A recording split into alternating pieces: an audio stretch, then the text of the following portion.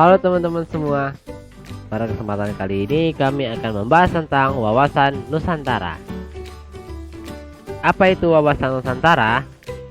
Wawasan Nusantara terdiri dari dua kata, yaitu wawasan dan Nusantara, di mana wawasan sendiri berasal dari bahasa Jawa yang wawas artinya adalah pandangan. Sedangkan untuk Nusantara merupakan gabungan dari kata Nusa dan Antara. Dalam bahasa Sanskerta, Nusa berarti pulau atau kepulauan. Dalam bahasa Latin, Nusa berasal dari kata Nesos yang berarti semenanjung, bangsa, atau negara. Berdasarkan TAP MPR tahun 1993 dan 1998 tentang GPHN, wawasan Nusantara adalah cara pandang dan sikap bangsa Indonesia tentang jati diri dan lingkungan yang mengutamakan persatuan dan kesatuan serta kesatuan wilayah demi terciptanya tujuan nasional.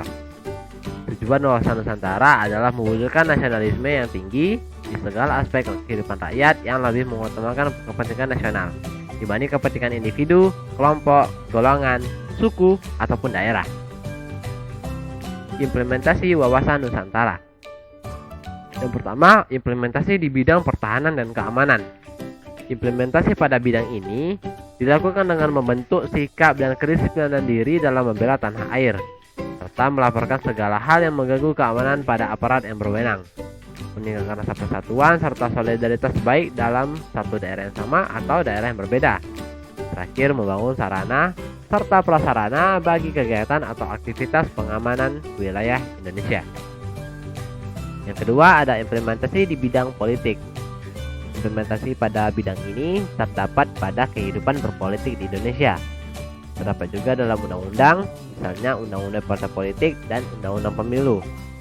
Implementasi wawasan Nusantara di bidang politik juga dimaksudkan untuk menciptakan pemerintah yang kuat, bersih, dan dapat dipercaya oleh masyarakatnya. Yang ketiga, implementasi di bidang ekonomi.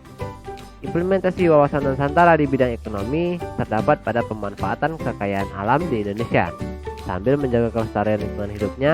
Kekayaan dan letak geografis Indonesia yang strategis dapat dimanfaatkan dengan maksimal untuk perekonomian negara. Tantangan implementasi wawasan Nusantara di era modern.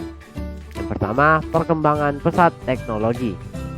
Perkembangan teknologi serta perkembangan masyarakat global dikaitkan dengan dunia tanpa batas, yang tentu saja menjadi tantangan tersendiri untuk wawasan Nusantara. Mengingat perkembangan ini dapat mempengaruhi pola pikir, pola sikap, dan pola tindak masyarakat dalam berbangsa dan bernegara. Yang kedua, kapitalisme. Kapitalisme sendiri merupakan suatu sistem ekonomi yang berdasarkan pada hak milik swasta atas beragam barang dan kebebasan individu untuk mengadakan perjanjian dengan pihak lain dan berkecimpung dalam aktivitas-aktivitas ekonomi yang dipilihnya sendiri berdasarkan kepentingan sendiri serta mencapai laba untuk diri sendiri. Terakhir, ada pemberdayaan masyarakat.